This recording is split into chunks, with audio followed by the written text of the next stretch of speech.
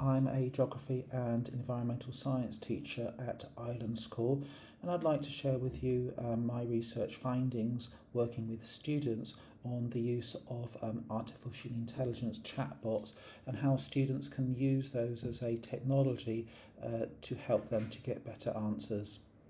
So this is very much building on the work of Jason. Many of you will be aware, know who Jason is because you would have been on the artificial intelligence course that he's run. Excellent course. I would suggest if you haven't seen that, you go and look at the ESF recordings of that are available for you to look at. So very much here in number, there are multiple responses we can have to the question of AI, and that goes from ignoring it down to rethinking it.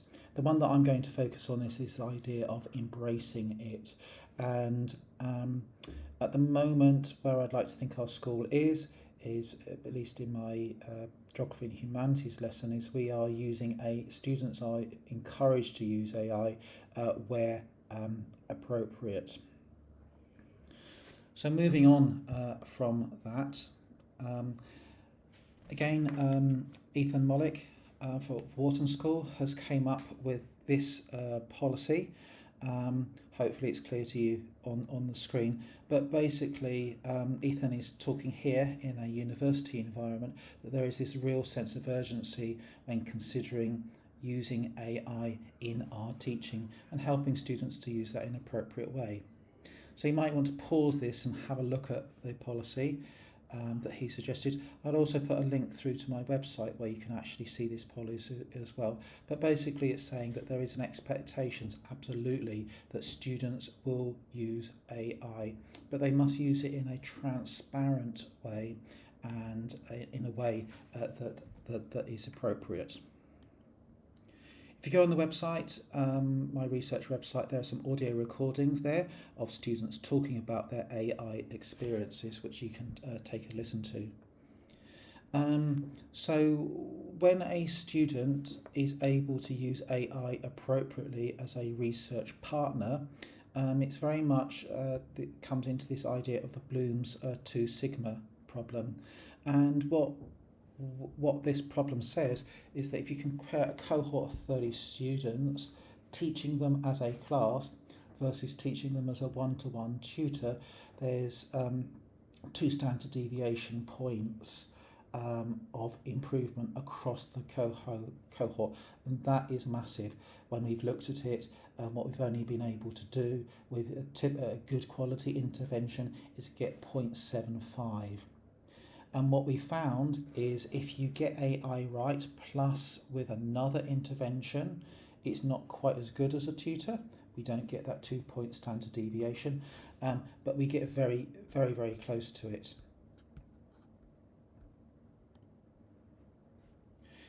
So very much this came from a scenario where we had a Year 12 EE student, and we noticed that a lot of our EE students are using AI, but did not formally acknowledge this in their planning, and that presented us with a number of challenges. So we very much wanted to put ourselves in a space where students from Year 7 know how to use AI appropriately and when to use it. So this structure that you can see here is from Philip Dawson. I would encourage you, if you have access to the book, the chapter in the book that Philip Dawson wrote about cognitive offloading and assessment, it's very, very good. That is in the book Reimagining University Assessment in a Digital World. Have a look at that book. It is in a university context. So here Dawson suggests 5 steps very, very clearly, and what we're going to suggest is this is a pathway for students from Year 7 through to Year 12 on using AI appropriately. So the first stage there is specifying the learning outcomes assessment with reference to cognitive offloading allowed. So AI is a form of cognitive offloading. Once you know how to do research, is there any research on a normal Google search, is there really any point to you going through that process again if you know how it works? Talking to students, talking to this Year 12 student, to them it's very clear that they do know how to use Google effectively, but it takes a long time. So once there is a degree of mastery, you can offload those lower order outcomes that your standard Google search. You can offload that to AI once you're confident the student has mastered that to a level to an age appropriate level. So then that brings us to step 2. It is really important that students have a body of knowledge that is acquired by perhaps more traditional means. They don't go straight in and use AI. It's also important that they don't go straight in and use AI as a research tool. They need to understand the background to the subjects, they need to understand their case studies, and they also need to understand the research process that they would go through when working with a standard internet search like Google. So that brings us to number 3, treat that capability with cognitive offloading as an outcome. So in MYP, students have to do an action plan. That action plan becomes now more important. The processes become more important than perhaps the products. We've shifted our focus by looking at the action plan and looking at the processes.